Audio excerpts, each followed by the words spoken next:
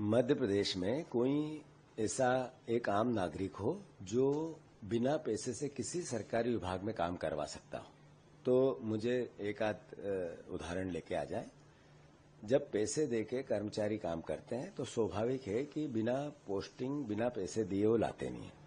अधिकारियों को शौक नहीं चढ़ता है करप्शन करने का। करप्शन ऊपर से होता है, नीचे से नहीं होता है। जहां तक प्रश्न है विपक्ष का, हमारा काम है, हमारा जॉब है कि जनता की पीड़ा को सरकार तक लेके जाए।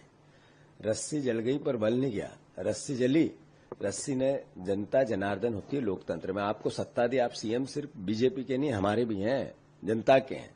अगर सीएम साहब को 9 साल 9 महीने में वचन पत्र का एक भी वचन याद नहीं आया, ये घोषणा पत्र है, इसमें किसान की एक बात भी याद नहीं आई, तो इसका मतलब है 9 महीने में विपक्ष अपनी आवाज नहीं उठाए, जनता की बात नहीं करे। मुख्यमंत्री क्यों नहीं बता पाते हैं कि आपकी सरकार का जो चेहरा है वो कर्ज, क्राइम और करप्शन का बन गया? आप क्यों नहीं बता पाते कि माफिया हावी कितने क्यों हैं? आप क्यों नहीं बता पाते हैं कि 3,000 रुपए बहनों को क्यों नहीं दिया आपने? क्यों नहीं बता पाते हैं कि 100 करोड़ रुपए रोज, 100 करोड़ रुपए रोज कर्ज लेना पड़ता है? आप ये क्यों नहीं बता पाते कि 2700 के गेहूं के दाम, 3100 के धान के दाम नहीं दे पाए आप? आपको बताना पड़ेगा ना कि 6,000 किसान का बेटा सोयाबीन का, उसकी डबल इनकम की बात करने वालों से मांग रहा है, तो क्या कारण है कि आप उस पर सरकार रिएक्शन नहीं दे रही है? सरकार किसान के बेटे नहीं मांगे अपनी इनकम का, अपनी उपज का दाम। 6,000 रुपए सीएम साहब आपको देना पड़ेंगे। आप दोगे तो आरोप प्रत्यारोप नहीं होगा, आपका नागरिक अभिनंदन होगा।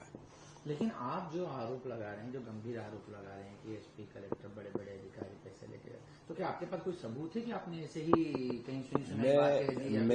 मैं कभी सरकार में आप भी रहे हैं। मैं अनुरोध करना चाहता हूं कि 100 करोड़ रुपए रोज सरकार कर्ज ले रही है। एक विभाग ऐसा नहीं है जहां पे बिना करप्शन के कोई काम होता है। माफिया हावी है सरकार पे। रिश्वत लेके काम कराने के लिए दलाल घूम रहे हैं सब दूर। ऐसे में सांच को आंच कैसे और सच को प्रमाण की आवश्यकता नहीं होती है। सर, आप ये पत्र भी लिख रहे हैं, क्या पत्र लिख रहे हैं? आज मैं आदरणीय मुख्यमंत्री से आग्रह कर रहा हूं। 9 महीने हो गए हैं। सरकार 9 महीने का पर्याप्त समय होता है। ये समृद्ध मध्य प्रदेश की परिकल्पना के साथ आपने वचन दिए थे, उसमें से कितने का पालन किया? कितनी योजनाएं आपने बंद कर दी? मैंने उसका भी एक पत्र लिखा था अभी कि 33 योजनाएं बंद कर दी सरकार ने। क्यों? आखिर इसके नाम पे ही वोट मिला ना।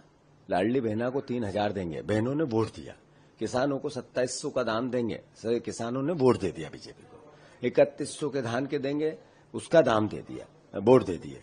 तो आखिर ये पूरा नहीं हुआ। तो विपक्ष का दायित्व है जनता की बातें कहें। जनता की आवाज है कि कब होगा वचन पत्र। हम पत्र लिखकर मुख्यमंत्री से मांग कर रहे हैं। सर, कल किनारे जो नगर बसे में वो मांस और शराब का सेवन, मतलब वो प्रतिबंधित रहेगी, वहां पर नहीं किया जाएगा। मुख्यमंत्री जी को इस बात के लिए विचार पवित्र है और अगर उन्होंने ये निर्णय लिया तो उसका स्वागत योग्य है। पर उनको महाकाल की नगरी से आते हैं, सबसे पहले शराब वहां बंद करानी चाहिए। कांग्रेस पार्टी ने एक सभा की थी अभी और उसमें प्रस्ताव पास किया, मुख्यमंत्री से आग्रह किया कि सबसे पहले सबसे बड़ी पवित्र नगरी उज्जैन है महाकाल की, यहां शराबबंदी करो। करेंगे तो हम उनका नागरिक अभिनंदन करेंगे।